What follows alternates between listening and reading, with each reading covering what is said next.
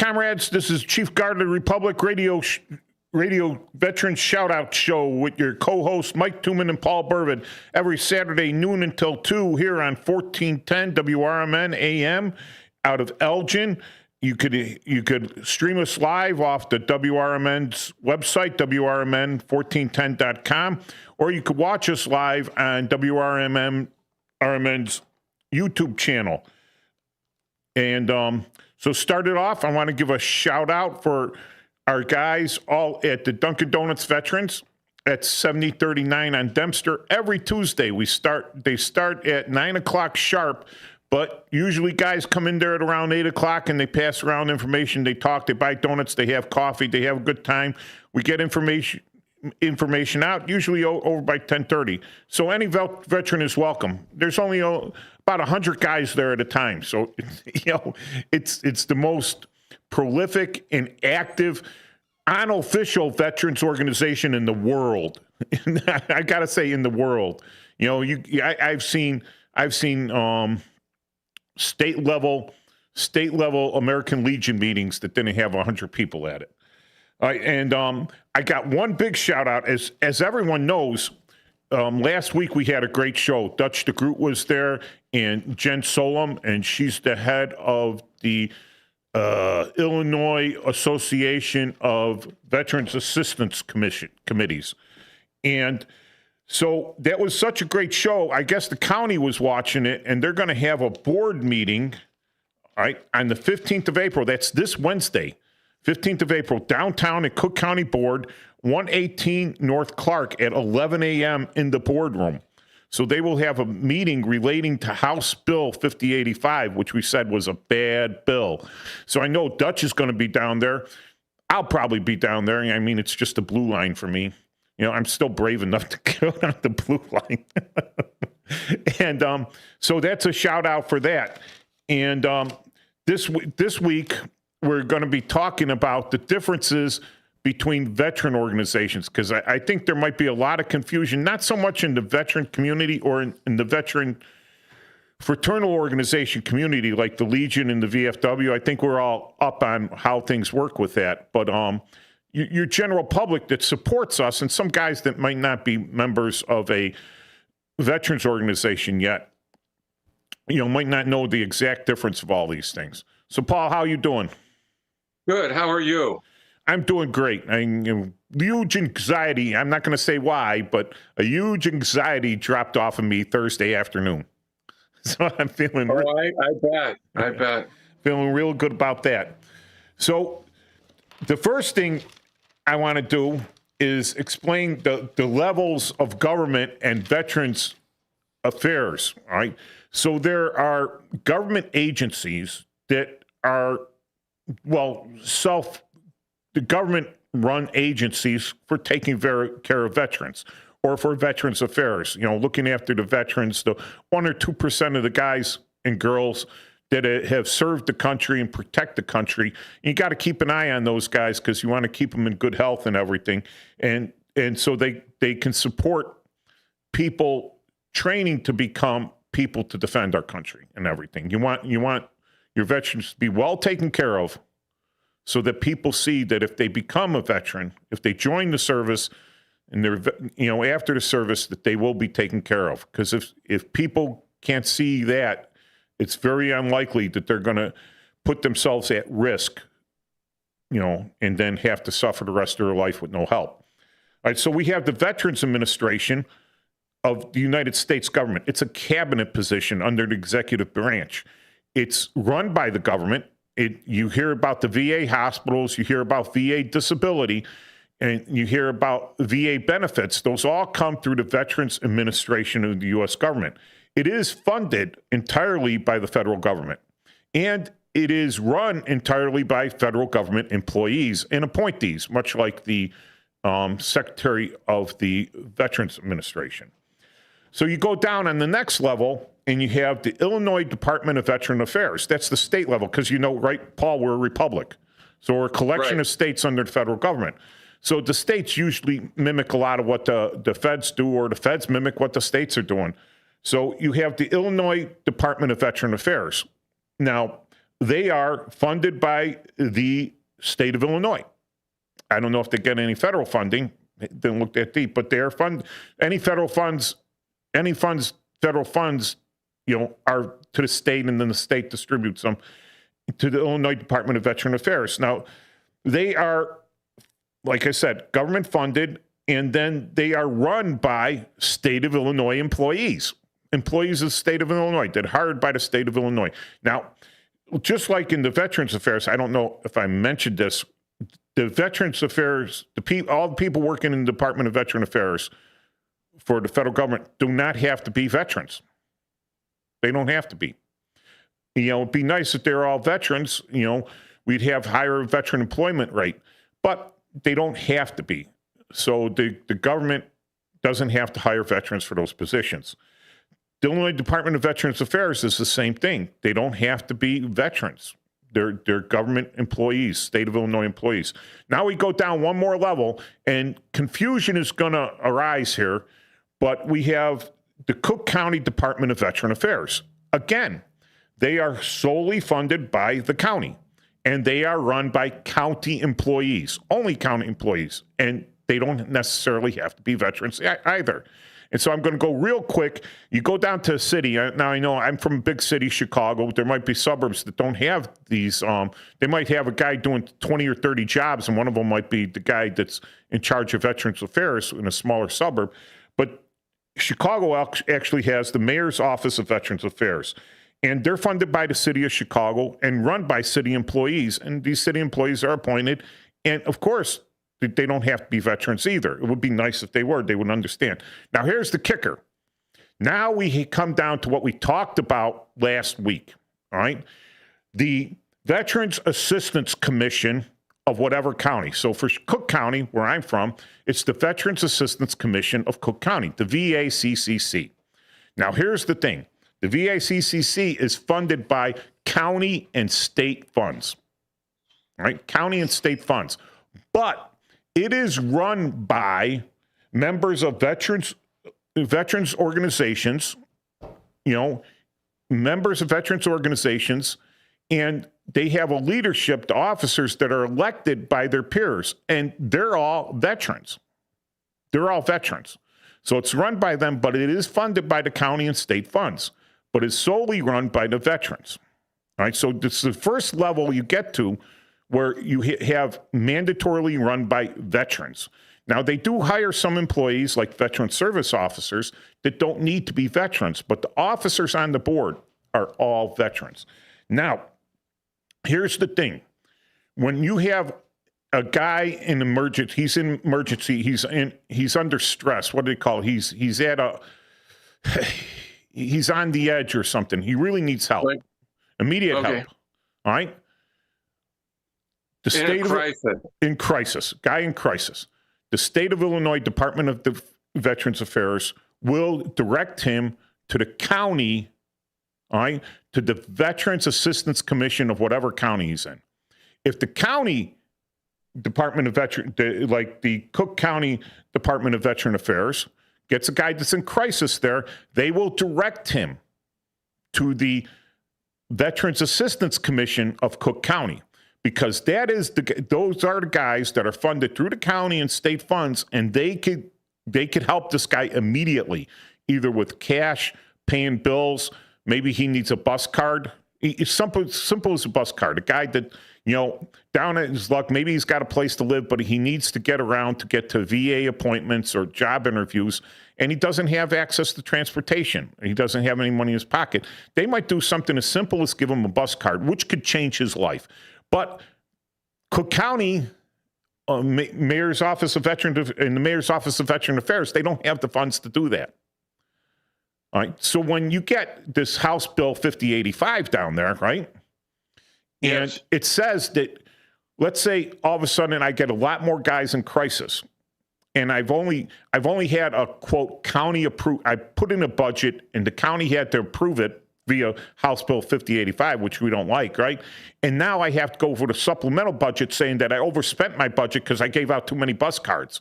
At what point do I stop giving out these bus cards? See, that's why the bill is really bad. But that's the good thing about this. I mean, when I learned from Jen Solom that this stuff has been since the 1800s, right after the Civil War, that this has been around, right, to take care of immediate needs of these veterans. This is like amazing. Someone was thinking back then. Someone was thinking to take care. And who directs it? Not bureaucrats. Veterans who know what veterans need, like peers, not elected bureaucrats, right?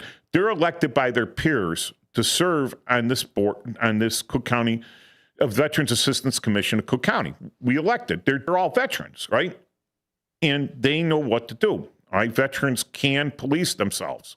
Veterans can control themselves. Veterans can know how to do a budget. Most of these guys have professional lives that way outshine mine. You know, these guys are some smart guys running businesses and everything, and they know what they're doing. So now that I've explained all that of what these government, okay, so then we have like a little quasi-government thing, all right, because it gets a lot of government funding, right? The USO, United Servicemen's Organization. It's quasi, all right? So you'll see them on airports and you'll see them on military bases. All right, there'll be a USO there. And of course, they're not paying for rental in the military base. It's called donation in kind sort of thing. But they get a grant. They get grants from the federal government because they do great things for service members.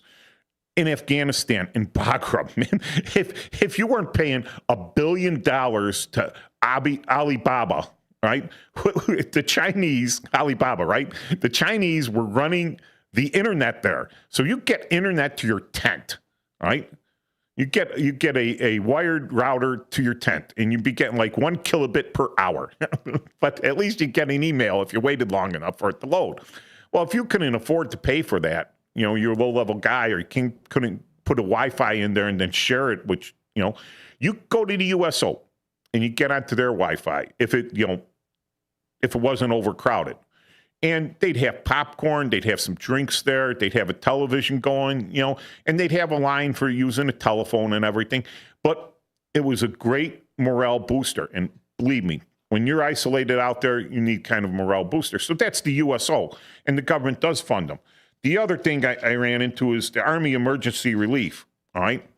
Now, I thought it was my whole 38-year career, I think, oh, it's a government, right? It's not. It's a 501c3, right?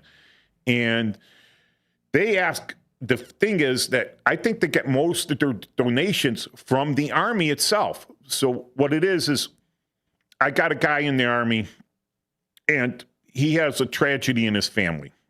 And this guy, a lot of these young guys have a couple kids, and they're low rank, and they don't have a lot of cash, but now he's got to fly cross country, maybe with his kids, to go to his mother's funeral, a close family member's funeral or something, all right? He could apply to Army Emergency Relief, and they could give him a loan or a grant for that flight, all right?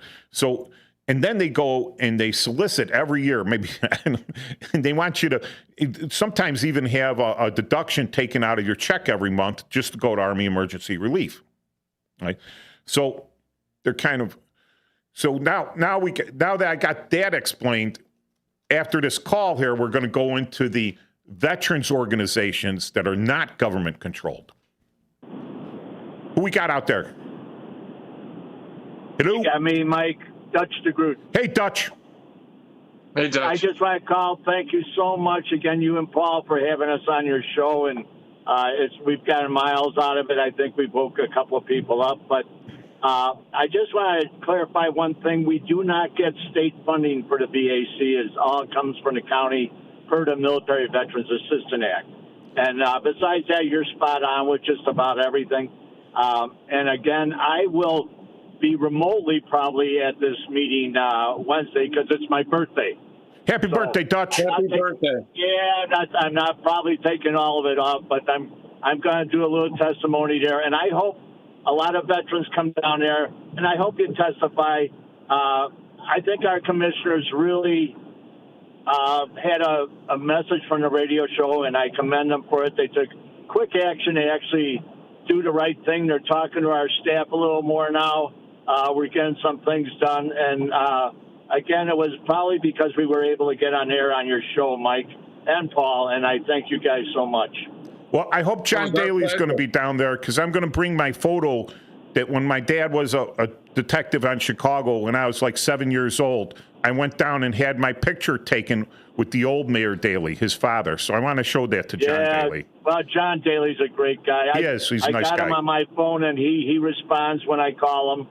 Most of the commissioners, like I said, that's why I was so shocked about this, that some of this came from Cook County. We don't know who yet, but I have to say one thing, that one of the, I think, hurdles that we had to pass was somebody that was giving bad information to Madam President and some of the commissioners, and they took care of this right away. So I commend our county folks for doing that, and hopefully they can understand that we are here to partner with them, and we definitely want to partner with them. We want to bring money into Cook County. We want to help veterans.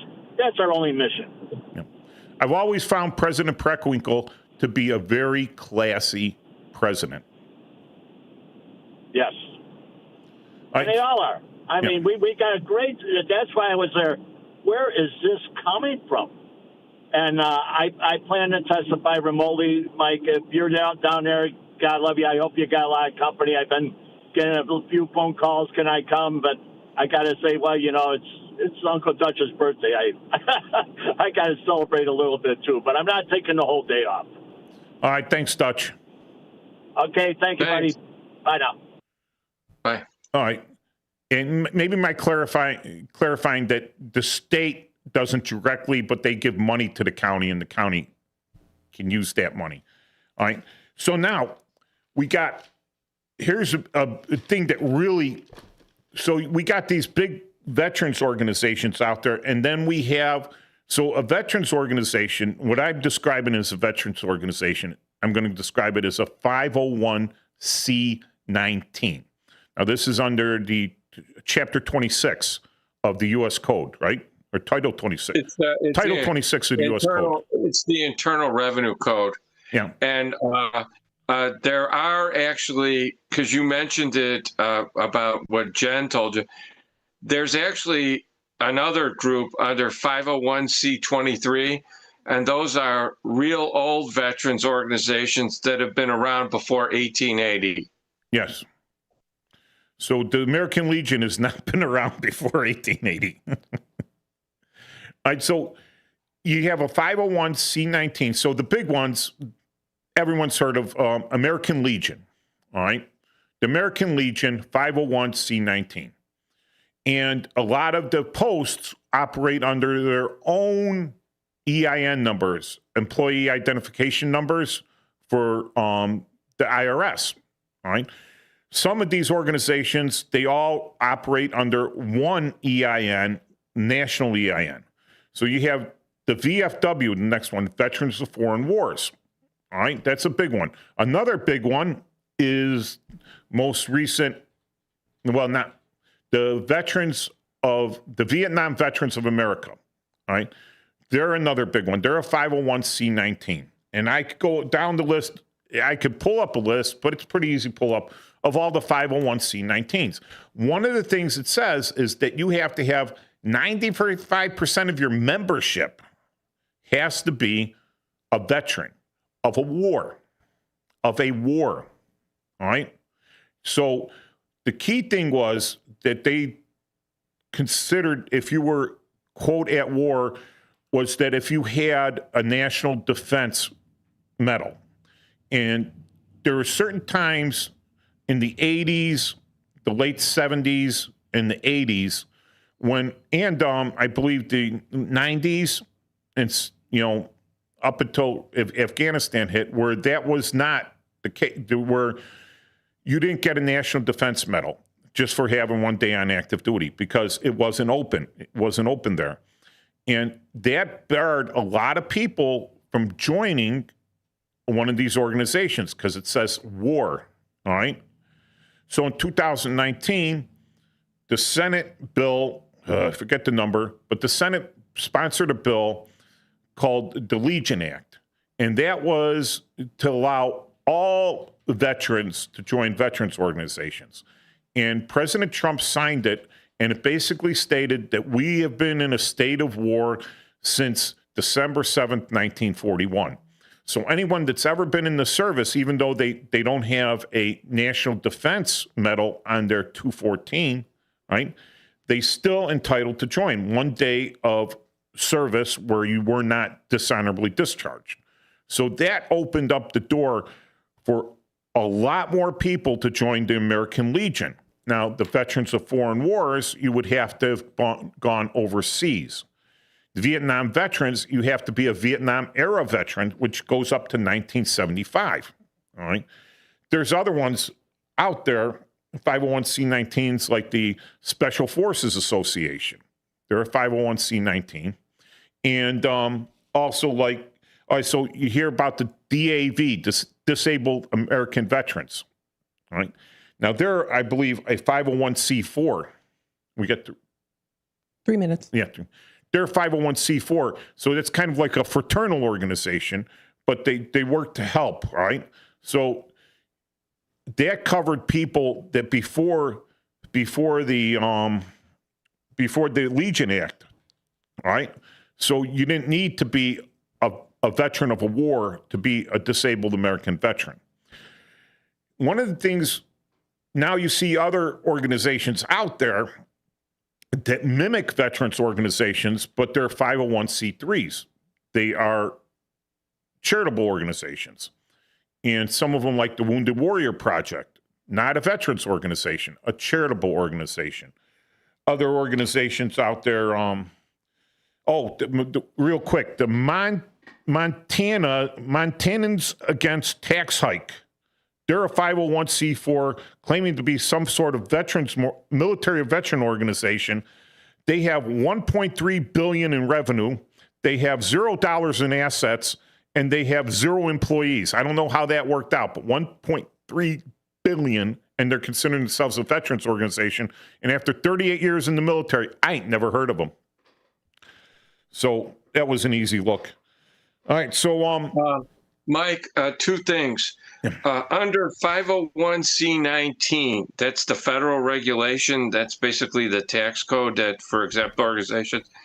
The only requirement is that 75% of the membership be actual veterans. The group can have a different category, but federally, they only have to have 75%.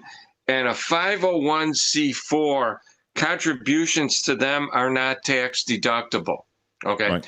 So 501c19s, C23s, those would be totally tax deductible. All right. So that's what you're talking is with the 70 above there, there's a mention of 95%. All right. It's and below it, 75%. It's the 75% is associates. Yeah, 97.5. So like I'm a member of the Legion because I'm an actual veteran, but we have associates and we have sons of American veterans. Cells, right? And they don't not necessarily veterans, but they're 2 degrees of separation. All right, see you back in a few minutes for the Chief Guard of the Republic. Bayonets, comrades, this is Chief Guard of the Republic radio show with your co-hosts Mike Tooman and Paul Burvid every Saturday, noon until 2. This is the second quarter of our show at the 12:30 hour. And we're here on WRMN1410.com. You can stream us live. Go to WRMN1410.com, play now, and boom, there you go. Or my favorite is the YouTube live. And I'll go into my house before I leave for the radio show here, and I'll put it on the Fire Stick, on my laptop, on my other computer, and it's being viewed. Yeah, it's being viewed by my girlfriend in different rooms. But the more of you guys view it on, that's where we really get some hard hits in here. I mean, other than getting texts and stuff, which we haven't gotten yet today, right? And calls, where we really get a count is our YouTube Live channel.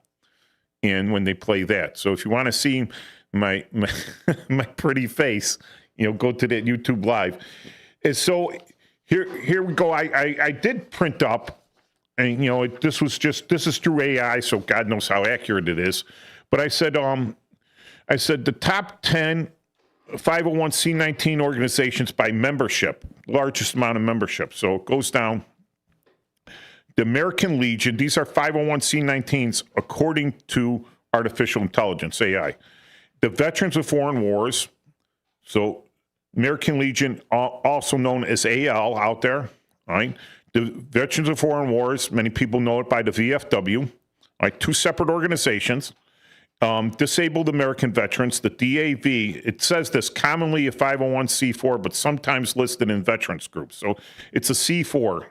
So that's where, they threw it out. But I've said by membership. So the three top ones got with the DAV. Then you got the AMVETS, the Military Officers Association of America, MOA. So I've heard of them. The VVA is next in line. The Marine Corps Association, those Marines, they stick together. They're very proud of the fact that they're Marines, and the Marine Corps Association, even though the Marine Corps is the smallest, well, I wonder, are they smaller than the Coast Guard? Well, the smallest Department of Defense organization is the Marine. Well, no, I got to change my mind. It's probably Space Force now, right? But Marine Corps, those guys are solid, all right? And they like huddling together. So they have the Marine Corps Association, the Association of the U.S. Army, all right, ALSA. They're a big one, right? And this gets into a key thing that most 501c3s, right, the charitable, purely charitable organizations are kind of banned from doing political lobbying. But on behalf of veterans and service members, these 501c19s can lobby on behalf of the veterans. And I don't mean they could politically go to meetings like I'm going to go on Wednesday and say, hey, we're veterans, help us out. Air and Space Force Association. So they did combine. So they're down there. Navy League of the United States, the Army and Navy Union of the United States of America. I wonder if that's one of those really old ones. Airlift Tanker Association. Who would have known? Number 12. Just the guys that are in airlift and tankers. Well, that's most of the Air Force out there. Jewish War Veterans of America. The Catholic War Veterans of USA. The Military Order of the Purple Heart. NCOA, the Non-Commissioned Officers Association of America. You hear that. The non-commissioned officers, that includes Army sergeants, Marine sergeants, Navy petty officers, Air Force sergeants, Coast Guard petty officers, Non-Commissioned Officers Association. The National Guard Association of the United States is number 19, and number 20 is American Ex-Prisoners of War. So those are the big 20. There's other ones out there. Polish Legion of American Veterans is out there. There's a few more out there, right? Not as many members, but they're 501c19s. Where's it going? So here's the thing. There's a lot of 501c3s out there that mimic the names of these actual 501c19 veteran organizations. But they use the names and they use some of the stuff to say we support veterans or we're here to support veterans. Unfortunately, those don't have the oversight of a C19. Like you said, a C19, 95% of the regular members have to be actual veterans, right? And the other, when you go to 75%, they're considering associate members, all right? So you got the auxiliary or associate or auxiliary members, like the American Legion Auxiliary. Now, a lot of them are also Legion members. They're full Legion members because they were veterans. These are female veterans. The auxiliary was for the wives of veterans, all right? But if you're female and you were a veteran, you could also be in the auxiliary, right? So they joined the auxiliary. Now, the only way to be in the auxiliary is like my husband, if I'm a woman and my husband was in, but I was never in, I could join the auxiliary. My dad was, my daughter was be like, oh, well, my dad was in, I could join the auxiliary. Or my grandfather was in, I could join the auxiliary. Or my grandmother was in, I could join the auxiliary. Or my mother was in, I could join the auxiliary. And they have a thing called the Sons of the Legion, the SEL, Sons of the American Legion.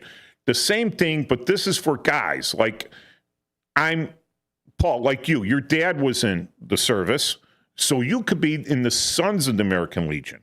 And if your dad wasn't in the service, but your grandfather was, or your grandmother or your mother was, you could join the Sons of the Legion, American Legion. All right. And if you're a member of any of these, all right, the Legion, the Sons of the Legion, or the auxiliary, you could be a member of the Legion Riders. So they call that together the Legion family. But if you take the whole count of the whole Legion family, then 75% of them have to be service members. So 75% for the whole organization, which I'm pretty sure it works out.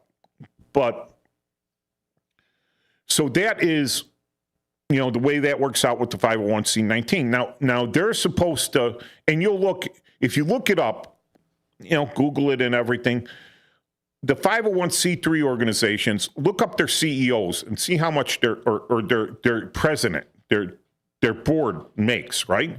These guys pay themselves unbelievable. You know, they get paid unbelievable amounts of money, right?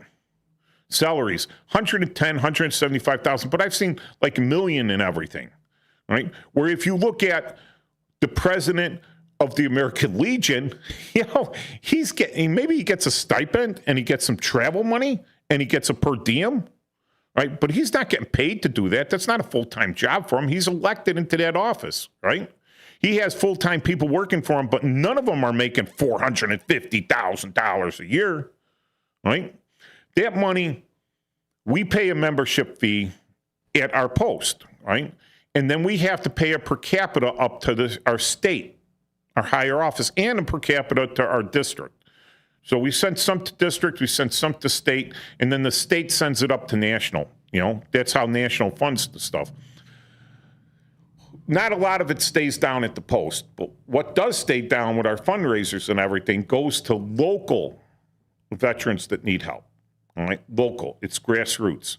When you take, I don't want to get in trouble naming organizations, but let's say any veterans 501c3. If you don't check it out and you're seeing them advertise on the Super Bowl, or some big payment for that, big advertising constantly on TV or whatever, using paid celebrities. Not a lot of celebrities are doing it out of goodness of their heart, right? Paid celebrities for this stuff. You know, where's their money really going? Where's the money really going?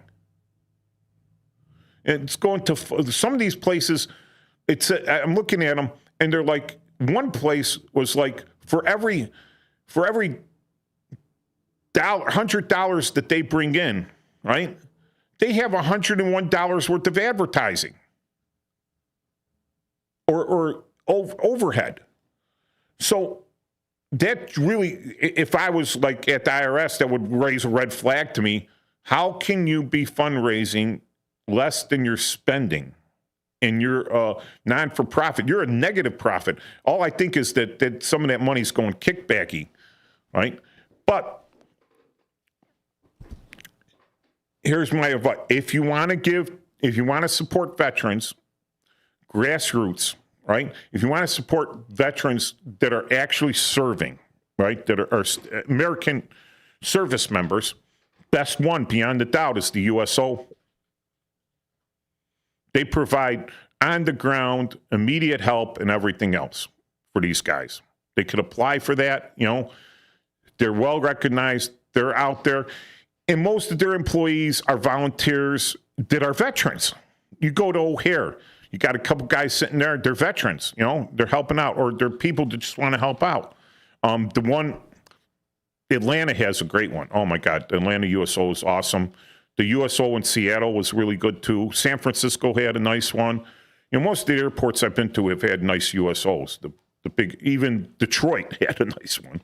You know, a place where GIs can wait. If you got a first class ticket, you know, you go down to the Admiral Club and everything. You know, But if you're just some poor private GI flying on government ticket, you go to the USO, hope they're open. All right. So that's my suggestion here. If you want to help a veteran, or if you're a veteran out there and you want to give to a veteran, join one of these groups. Yes. Anyone that's had a bad experience trying to join the Legion or the VFW or the VVA or anything like that, here's the thing. These are run by local personalities, are usually the commanders, the adjutants and everything. These are local guys come in there because you don't want to travel 50, 60 miles to go to a meeting. So there's local posts. Some have bars, some don't. Some don't even have a clubhouse, right? They don't even have a post to meet at. They have to meet at the library, or we meet at a community center. Right? If you don't like that one, go to another one. Go to a different one. If you want to be very specific, if you're a veteran and you want to give back to veterans, join one of your local veterans organizations, a 501c19, not one of the 501c3s, unless it's the USO. That's the one I say, go volunteer at the USO. All these, we talked several months ago when Dutch was on. Dutch had mentioned this, and we were fighting against the claim sharks, the VA claim sharks, right? And how they make money off veterans that are in crisis. These guys are in need and everything. And these guys go in and they say, well, I get this for you, but it's going to cost you so much. The bill didn't stop that. All the bill said was, when these guys come in, you got to tell them everything that you're going to do for them, they could get done for free, right? For free. And add a veterans with a VSO, a veteran service officer, and there's a list of them out there. And VSOs are not funded by the VA. They're funded by groups like the VACCC, who's hired, they got 2, and I believe 2 in training, or they're hired by the American Legion. So some of our money that goes up to national, those employees, those guys are paid VSOs by the American Legion. The VFW pays for them. Disabled American Veterans pays for some. Veteran service officers, all right, that help veterans, on a one-on-one level, all right? They're not throwing this big, there's stories that some of these 501c3s take a guy that's really, he's in crisis, and they grab onto him, and they do a reality show makeover on the guy. New house, new clothes, haircut and everything, get him all set up, a new car, new truck or whatever, get him set up on the house and everything. And then they're filming it the whole time. They're taking their photo shots, their opportunities, and then they find the next gimmick and they just abandon the dude. I've heard a lot of stories about that. Maybe they were wrong. Maybe people have made it up. If you got a story about that, call in. If you think I'm nuts, call in. Hey, Paul, what you got something to say on because you were charitable trust and fraud. How much? Yeah, we used to have a thing where you always want to look at what they call their program services versus administrative costs. Okay. And and you got to watch out with groups, particularly what you're talking about, because professional fundraisers, they take usually 90% of the money, and then they give 10% of it to the group. And a lot of small groups, to that, any kind of money they get is really great, and they'll take that deal, okay? And some of the groups you're mentioning, like some of them, there's some good veterans organizations out there. Some of them, give 93 to 95% of their money to the program, and there's a couple of CFOs out there that take nothing. And then there's some groups that give 99, 90, 100% of their money to the program services. But then you get other groups where they give less than 70% or around 70%, or like I said, it's all in who's doing the fundraising. And what we used to tell people is we used to ask them, when they're get a cold call, do you want to help veterans or police organizations? Same thing goes for police and fire.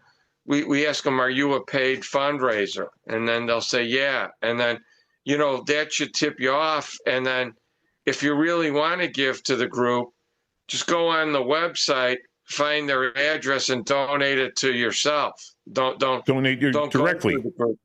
Right, because then 100% of your money's going there, not 77 or 50 or 30 or 90s being taken away. So you always want to do your research. And there's a thing, the Better Business Bureau offers a way to look up charities, and then there's a thing called Charity Watch. Yeah. And you should always educate yourself on the group that you're giving the money to. And you should maybe contact them yourself. I mean, there's tons of groups, like you mentioned, 20, and then there's others that I have, like that give money, like, I looked into it, like Tunnel to Towers. They're kind of a veterans group, but They're a 501c3. Right. They give 95 to 93%. Yeah, they're a great organization. They're a fantastic organization. Right. And that's the one that has the CFO that takes nothing. And then there's a group called Vet Tickets, or Vet Tix. They provide veterans and their families with tickets to sporting events and concerts. They give 99.3% to that function. So it's like entertainment. Then you got Fisher House, which gives about 90%. So Fisher House, Fisher House, for people that don't know, all the VA hospitals in the area, everyone's heard of Ronald McDonald House, right? For the kids that go, the children's hospitals, and these kids are really sick, right? And their parents can't afford, they have to bring these kids to hospitals far away from their home because they might live in a rural area or an area that isn't being serviced. So they got to go to a hospital that is specifically going to service these kids, right? So their families can't afford to get a hotel room, can't afford any of this. So they have the Ronald McDonald House where the families could stay near with their kids or with their kids, right? Which is very important to kids. So the same thing with the Fisher House. And this was started by a guy named Fisher, of course. And I think it was in Boston or New York. Anyways, he set up a house near a VA hospital, right? And that was where, if you were the family of a veteran that's in one of these hospitals and you're staying far out, you can't go back and forth every day to visit this guy and everything, that they provided a place for you to stay, right? At the VA hospital on VA grounds, right? Where you could go visit your loved one, your veteran loved one, mom, dad, whatever, you could be with them. That's important to healing. That's important to, that's very important, right? And the Fisher House does this. This is all, it's not government. The only thing the government does is say, yeah, you can use this land on the VA campus. So they just built a brand new one up in Lovell, the old Great Lakes Naval Hospital, right? And there's the Great Lakes VA there, and they combined them. They built a new one, and they combined the Great Lakes Naval Hospital with the VA up there, which has been done in a couple other locations. I know Fort Belvoir has a combined one, all right? And they have a nice one over there at Hines Hospital, all right? And, every Thursday they serve breakfast, like a public breakfast. And in veterans groups, I know one of the Legion or the VFWs goes down there on Thursdays, and they donate their time and the food to feed people, like the people that are staying there or anyone that comes by to look at the Fisher House. And they'll give you a tour and explain everything to you. Fisher House is a fantastic organization. Okay, continue on, Paul.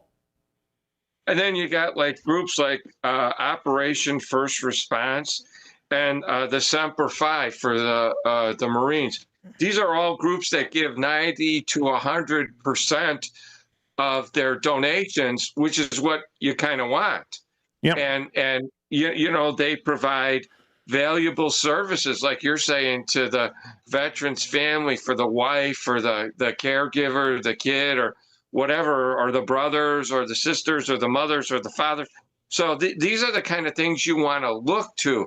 You don't want to just, you know, give because some mope is calling you and he's going to take 90% of your money and that's his main job. And he's sitting in what we used to call a boiler room somewhere. And, you know, most of them are work from home now. That could be true too. Yeah. Yeah, I get calls. I've been getting calls like for finances, right?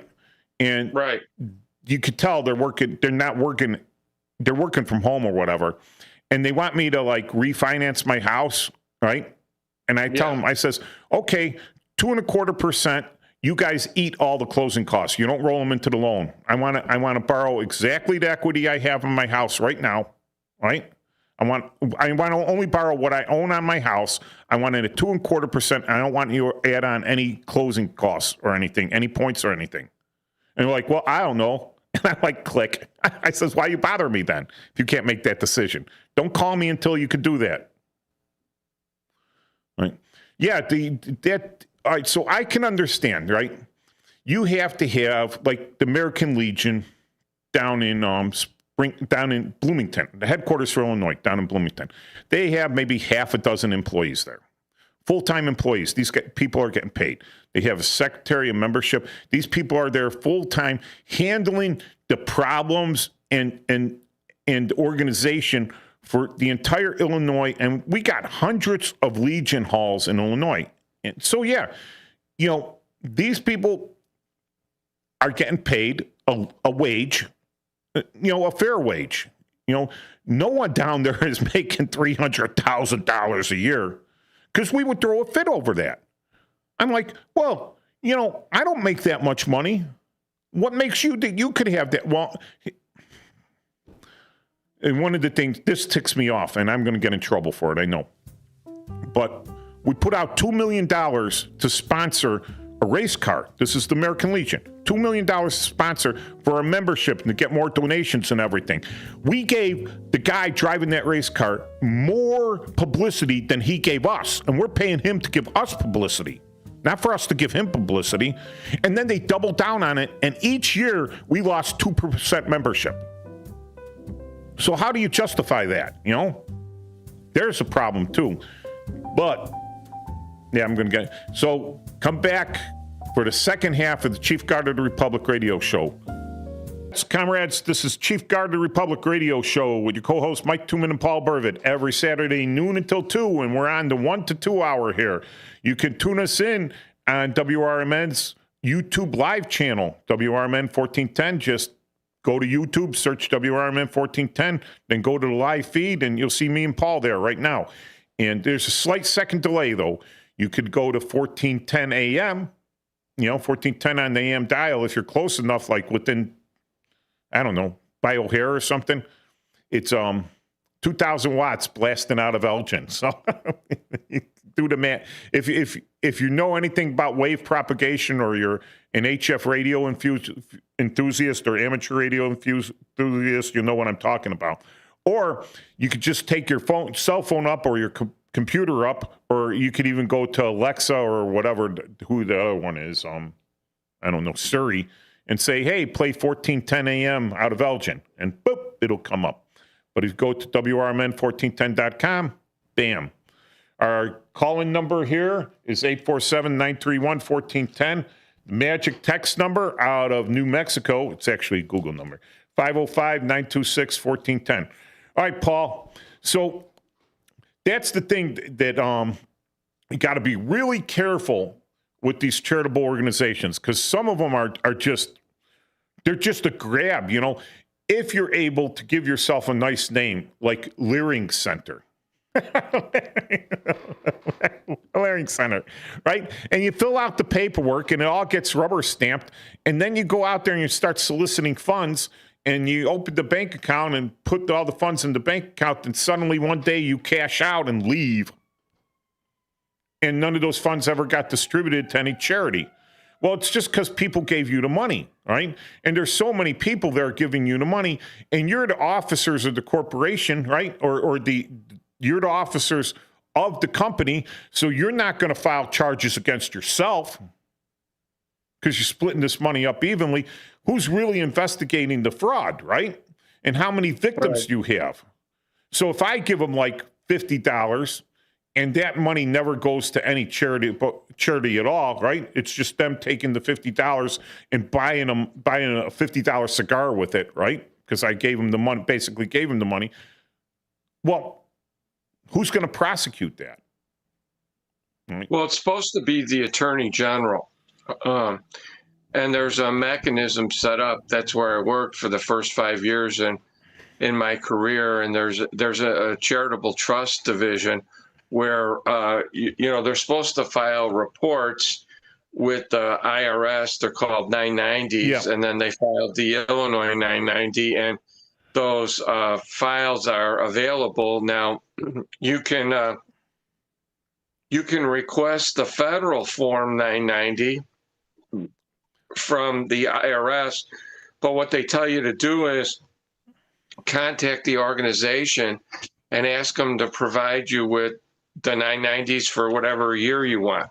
So you're relying on them to provide you with the accurate information, and then depending on how much money they make or if they have a professional fundraiser, they're supposed to have what they call an audited opinion. And then in theory, it's supposed to be unqualified, meaning qualified means they found some issue, like they said, cannot verify, expenditures for this amount, So, and that's supposed to be a check and balance on it also, that you had, and that's what we were kind of talking about last week. There's a requirement that you have an audit on certain things, and then the audit has to be done by a CPA who, they're licensed, and then they give an opinion. And then, they say, we were able to look at all the books and records, and based on the standards of accounting principles, this organization has, either A, complied, or B, did not comply, or there was a significant, change in a loss of revenue, and it was from this, or there was and I'm not saying this, I'm not naming it, but there was an embezzlement, or there was missing funds, or things like that. So then you're supposed to look at that and then decide for yourself whether you want to trust them with your money. Yeah. So I did the 990s for the Legion and for the Knights of Columbus. And if you don't bring in over $25,000 a year, it used to be a postcard just saying, yep, we're still here. Didn't bring in more than $25,000. But now you got to do an actual 990. And I did the whole form, I had this fillable PDF, right? I typed it all in, really annoying, right? Because there's no computations done for you or anything. Got it all done, printed it out, sent it to the IRS, they bounce it back. Why? And they're like, oh, we only take it online now. So now I'm really getting insanely livid, right? On account of they're using third-party providers for this online service. It's not, because I spent like a day fine-toothing the entire IRS website looking for where I would submit it to the IRS and where they had a fillable PDF that I could submit in, or an email address or something where I could just email it to them, or anything to electronically submit this. And I find out it's only through these third-party providers. And I'm like, man, if I have to pay a dime for this, 10 cents for this, to log into this, 10 cents of my own money to file this with the IRS, that's a robbery. That's where some guy's got his cornered the market and the IRS is giving him this, right? And he's making money off me, a charitable organization, just so I could submit a form required by the IRS. It's like, you have to submit this form, but then you got to pay us $100 to do it. I'm like, wow. Wow, you're taxing a non-taxable organization, right? And then I got through it, and they're like, you don't make $25,000. It doesn't cost you a dime. I'm like, okay, I worried about that for nothing, right? But that's... Well, they flipped the script on people because to start this out, they have what they call an IRS determination letter. Yes. Okay? And it's a real long process. You have all these papers, and you got to fill this out. You got to have your minutes. You got to have your minutes. You got to have bylaws. You got to have your what do you call it, charter? All this stuff. Yeah. Right. And so, it was, and it's kind of funny because, as you know, I mean, you helped me out years ago in a couple of this, but people will set up these storefront organizations. I don't want to harp on churches or anything like that, but everybody had an idea, and they'd form a non-for-profit, and it'd be like Our Brother of the Sky, or like Our Sister of the Pond, or whatever. And then they'd have and some of them have wonderful ideas, right? Then when it comes to getting the people together, this guy doesn't want to do this guy doesn't want to do that. So they never complete the thing. And there were all these charters out there that somebody had to investigate. And that's what I did. I investigated thousands of these a year. I'd have these hearings, but the IRS, when they got the record of charter, so they make you fill out for a determination letter. And, at the beginning, it was free. But now you have to pay money. You as a charity have to put your money where your mouth is. See, they figure they start charging you, and then people will stop this right at the start. Yeah. Oh no, yeah. So now they charge you hundreds and hundreds of dollars to fill out this determination letter, and then you provisionally are allowed to say you're tax deductible until the point in time where the permanent determination letter is granted. And then this got to be like a cottage industry, where and then you should, in theory, have a competent, accountant, and you should have somebody that keeps your books and everything. So anyway, and then you have to have an EIN number, and then years ago you used to have to fill it out longhand. Now you do it over the internet, and then you get one letter, and they tell you keep this letter because otherwise you got trouble, and this is your IRS. It's like your social security number for a company. It's your EIN number. Employee identification number, yeah.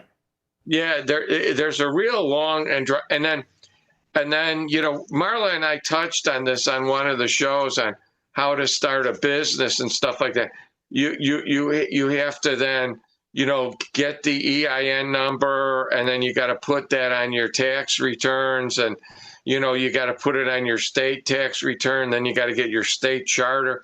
So but it's all regulatory, and my point is, find out where their records are and ask them for their returns. And they should have it today on a disk or on a file where they could just email it to you and you could look it over yourself. Well, here's the great thing about the internet and artificial intelligence, Paul, right?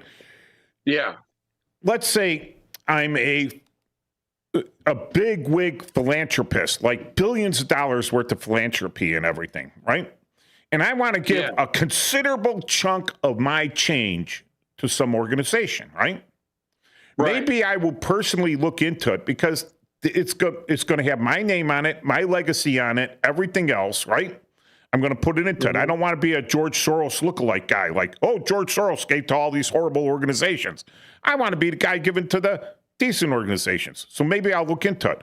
But if you're only going to give like $100, $25 or something, hey, the internet's already done it for you.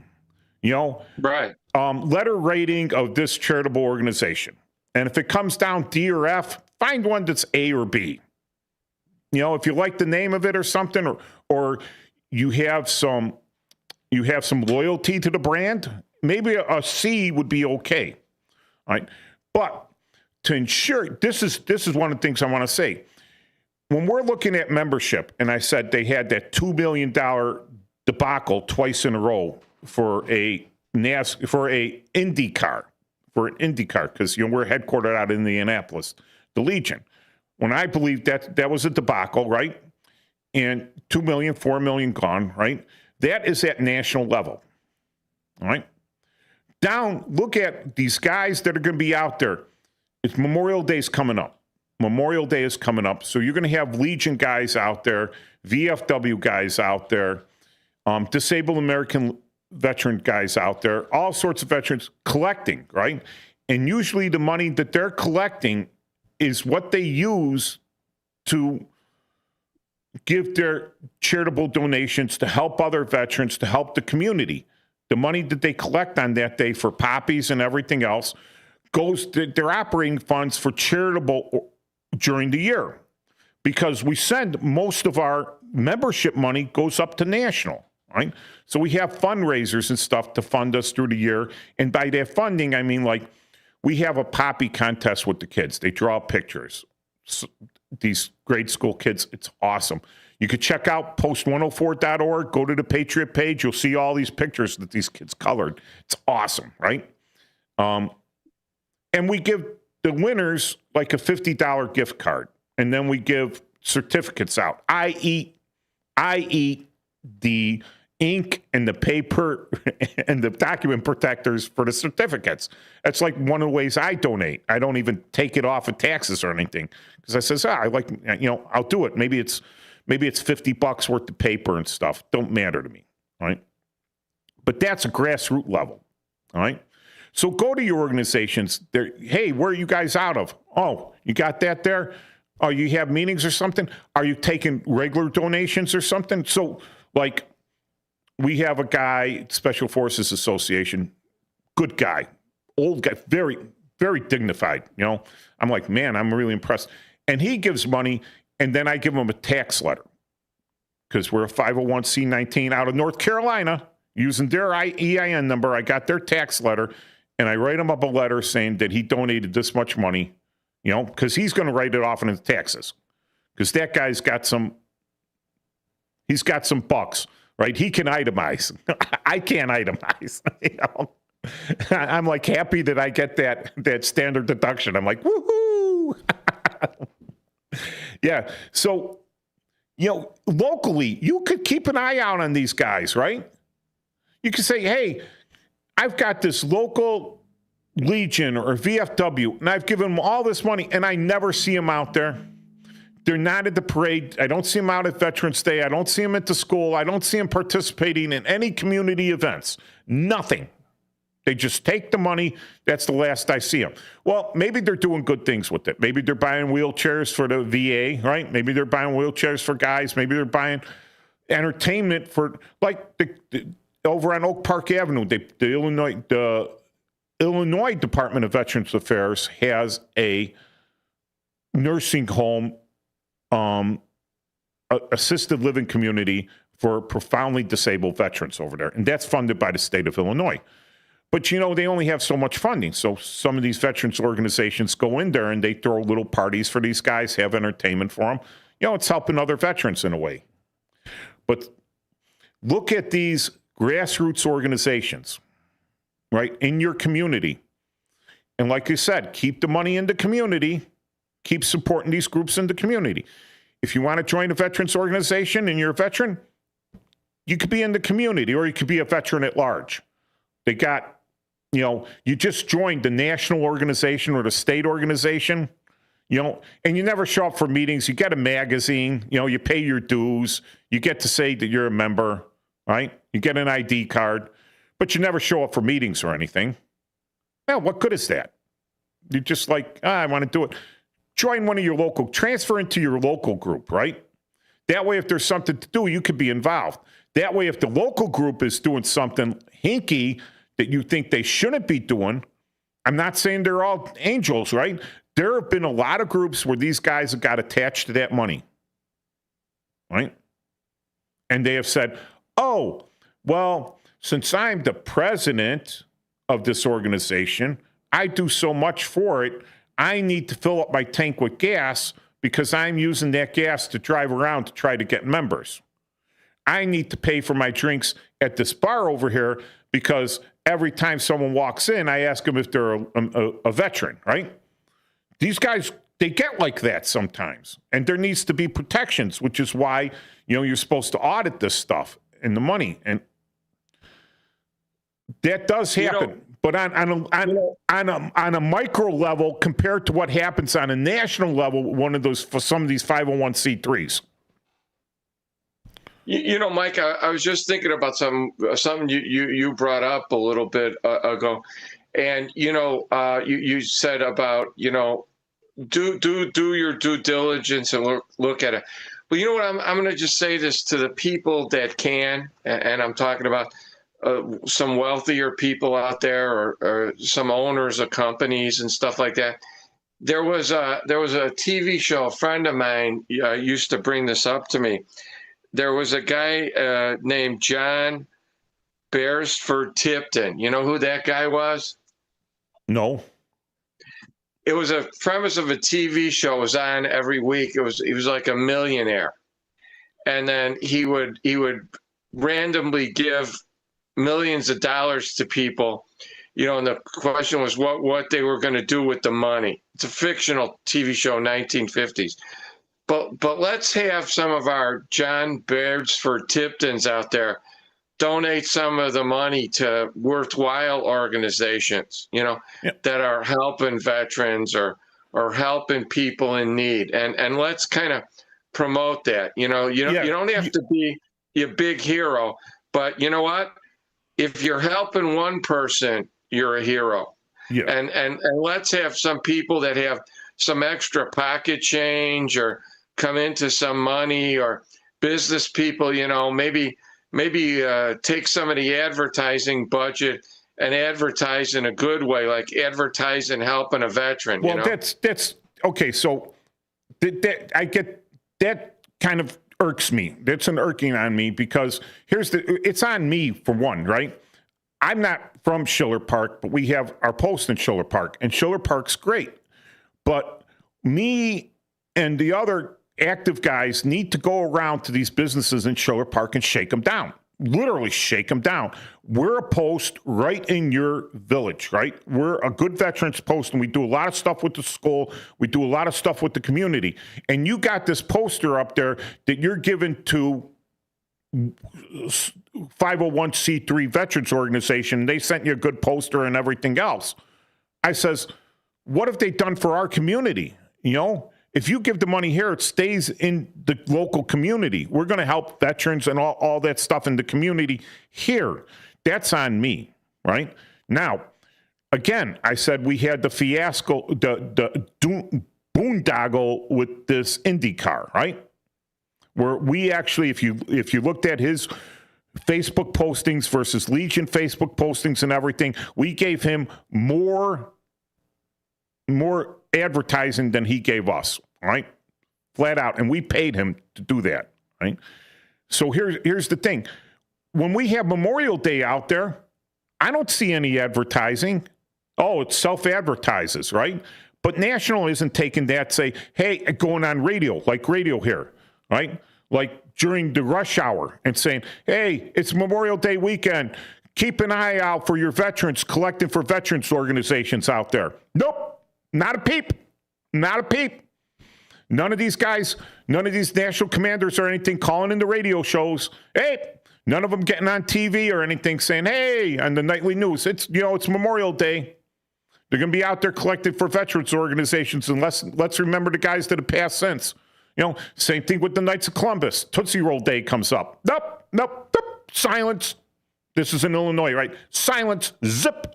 Nothing from state. Nothing from the state chapter or whatever, right? Nothing down there.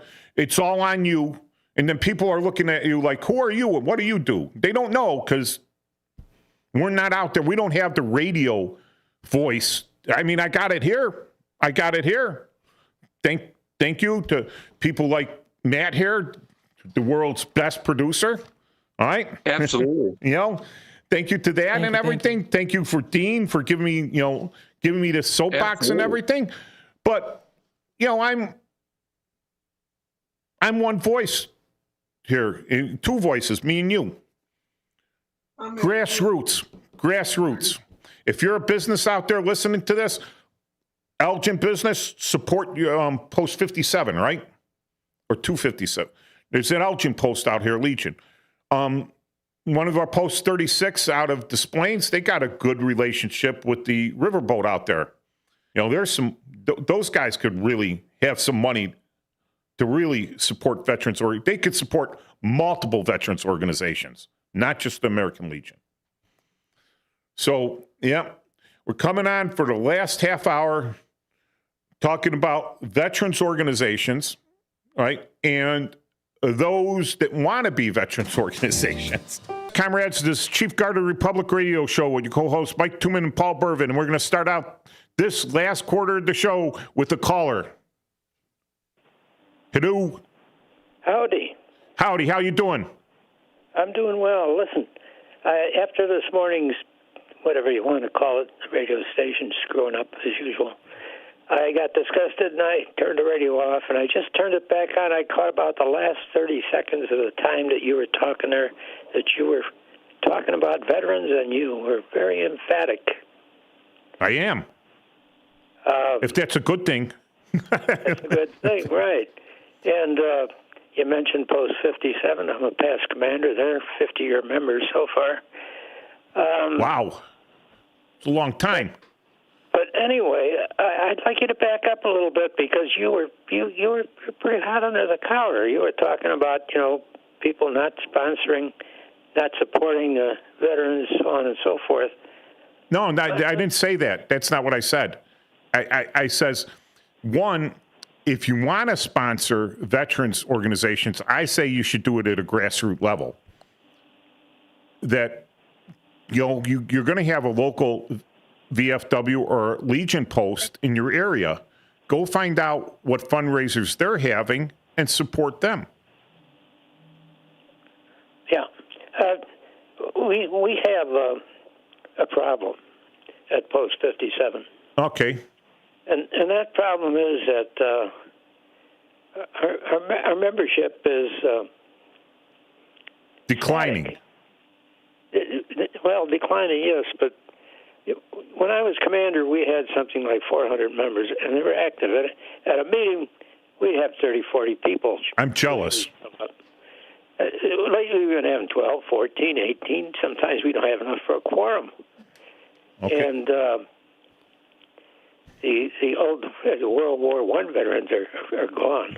Yeah. The World War II veterans, I meant to say, are gone. And the Vietnam veterans are getting older, too.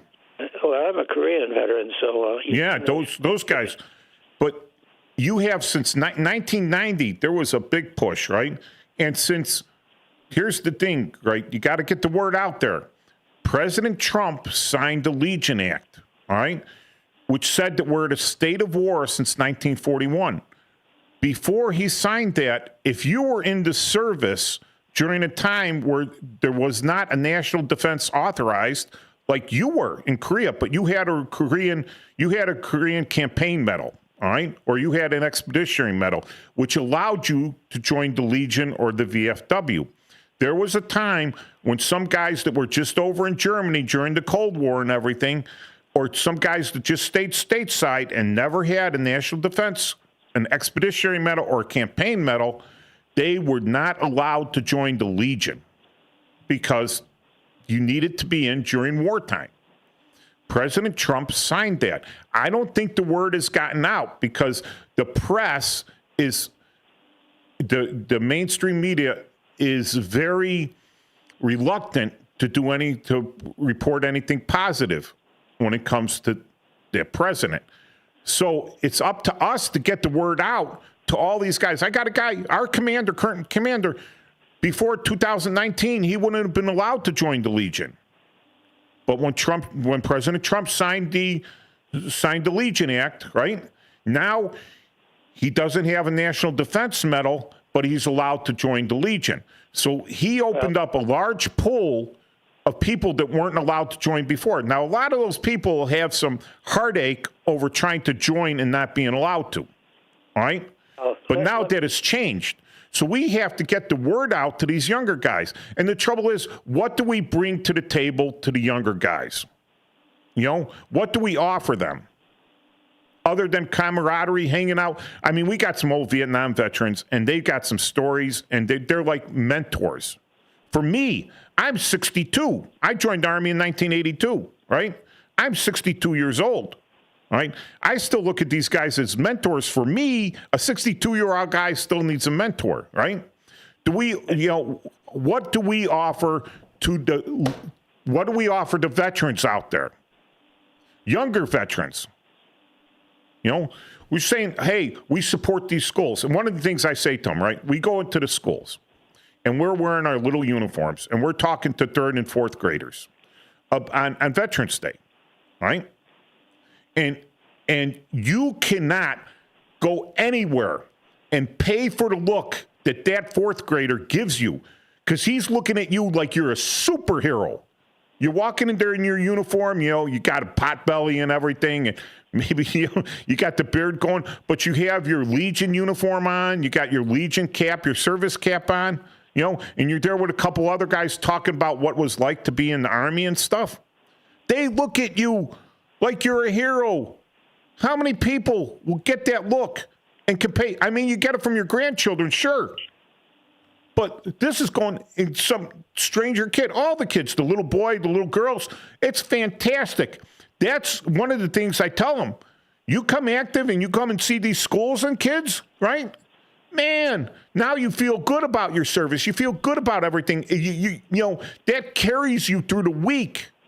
So what do you guys bring to the table for these guys now? Okay. I've listened to you for a little bit. Now listen to me for a little bit. Okay. First of all, the VFW requires you to be a veteran of war. Okay, the American Legion does not. If you're in the military and you have an honorable discharge, and you can show that by a DD-214, which is your release from active duty, you can join the American Legion. And even if you are not a veteran, you can be in the Legion as a member of the Sons of the American Legion. In other words, if you have a parent, a father or a mother that served in the military. Or grandfather. Or grandfather, right. Or grandmother. The problem, as I see it, is that there are just too many outside activities to keep you busy.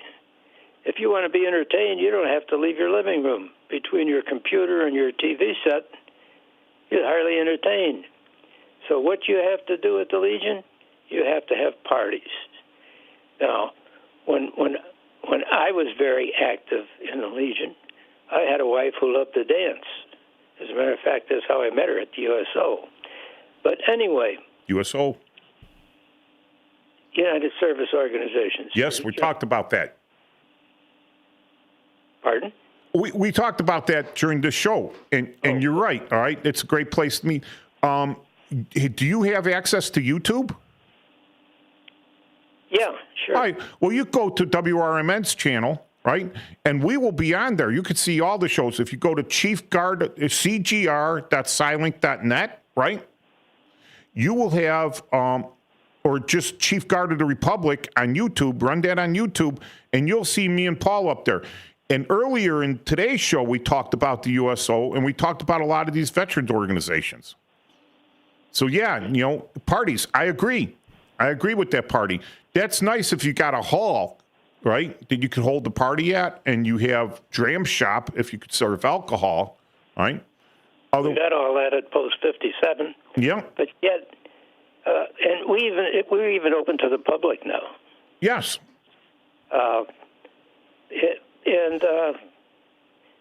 But as far as activities are concerned, if we want to have a kids effect like a Christmas party type of thing, to get volunteers is like pulling teeth. Yeah, tell me about it. Yep, that's true. That's true. People are going to want to have to do it. You're going to have to joyfully want to do it. You can't get angry because you're doing all the work. If you're getting angry because you do all the work, walk away. No need to get angry. We have a commander right now at the American Legion who's a great guy. Good. Came to us. He was only a member of the post since a year ago in November, and he wanted to get involved. He got involved. He volunteered when we were looking for somebody who wanted to run for commander, and he really got things moving. But he said he's not gonna run for the post again. He wants somebody else to take over, and the reason why is he's discouraged because he says we can't get people to volunteer to do anything. We schedule events and so on and so forth, and we have to arrange for food and entertainment and so on and so forth. And then we find out that we've only got maybe 30 or 40 people at the most that are going to attend, and it's not enough to cover the expenses. So he says it's very discouraging. But anyway.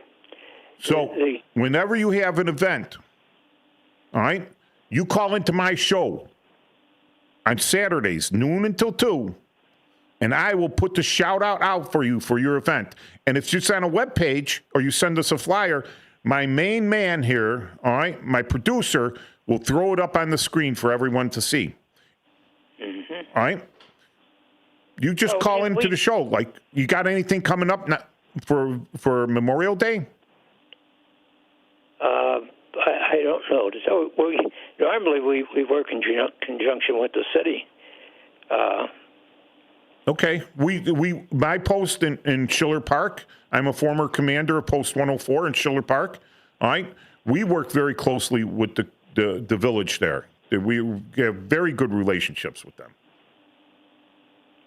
Yeah, well, we like I say, first of all, we do get good coverage from the radio station there.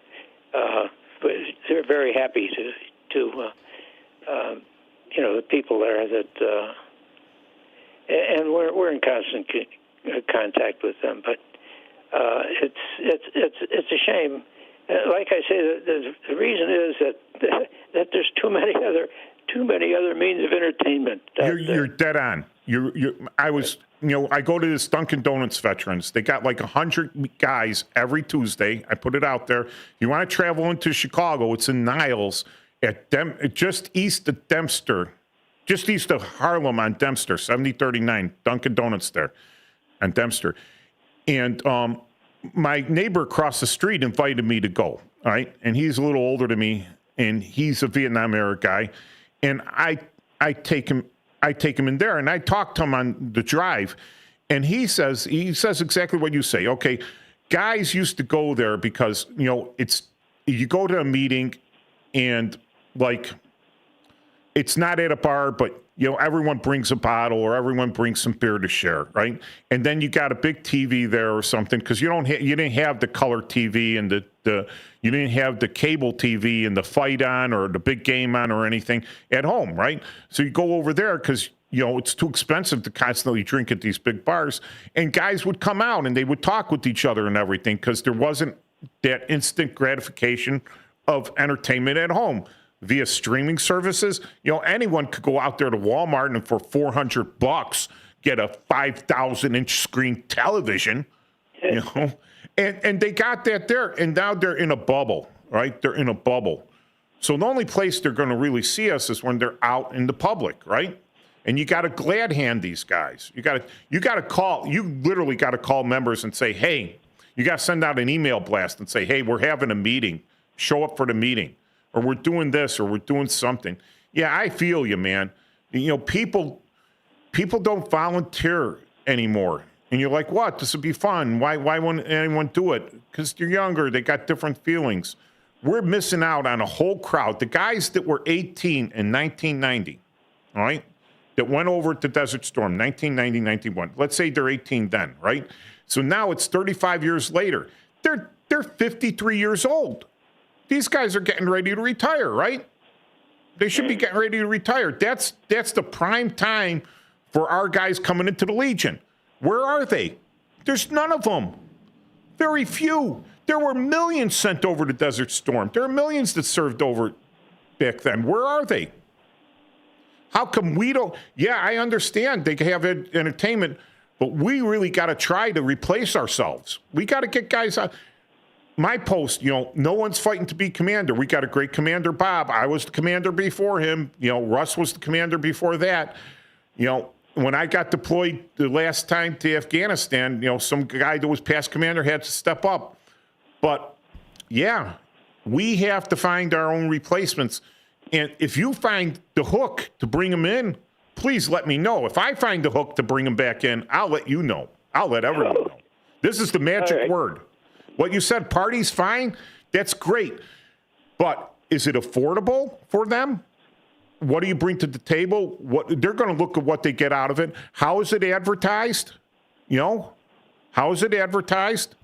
Another thing I got to say, sir, all right? I don't know what your political leanings are, but a lot of people feel that these veterans organizations are all a bunch of ultra white right-wing guys, super conservative. Oh, they're veterans. They must be ultra super conservative.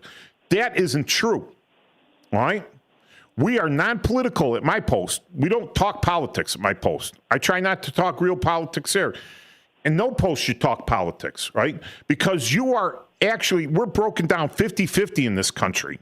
Some people might say 80-40, 60-40, but 50-50. So if you don't take that other 50% in, you're losing out on 50%. So I've seen in the Army, I was 38 years in, all right? 38 years, Chief Warrant Officer 5 when I retired, all right?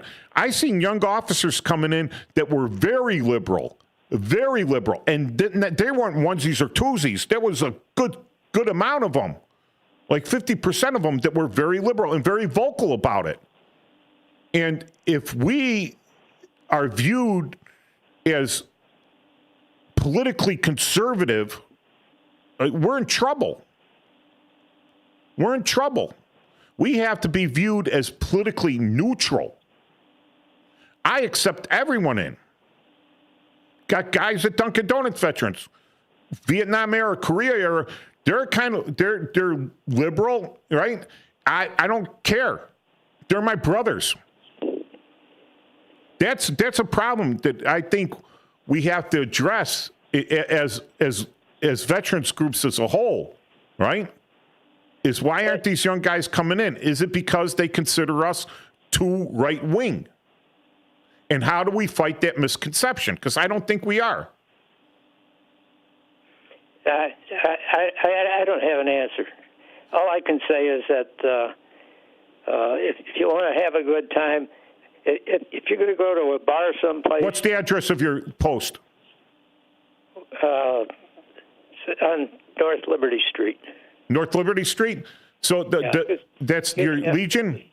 What's the post number again? Post 57. Okay, post 57.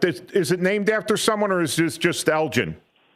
Elgin Post 57. Elgin Post 57 on North Liberty Street. What's your favorite drink there? 820 North Liberty Street, Elgin. Yeah. So do they have gaming there? You bet. Okay, so you got a hall for rental, right? That's right. Yeah, see, now Matt's putting it right up on the screen there. All right, so how many, so if you want a good time, come out there. If you're going to hold a party or something, hey, why don't you consider doing it at the Legion Hall? They'll set you up right. You want to bring your girlfriend out for a drink on Memorial Day? You want to see some real veterans? Go over to Post 57 if you're in the Elgin area. Stop by, say hello to the veterans. All right? Say, what's your first name? Mine? Yes. Bob. Bob. Say hello to Bob while you're there. Bob, the Korean War veteran. Those guys are few and far between. All right? They're, you got to see these guys and talk to them because they got some stories. Bob, what were you in the Army? Submarine service. Oh, submarine. Oh. Okay. So, yeah, that's some pretty got to be some stories of isolation and everything. But yeah, being a submariner. Do you say submariner or submariner? Submariner. Submariner. Yeah, we had a very famous president that was a submariner. Oh? Jimmy Carter. Oh, Jimmy Carter? Yeah. He wasn't all that. He wasn't all that. Well, you see, you got to listen. Okay, Bob, what did I say? I'm not playing politics. I know you're not. But you know what?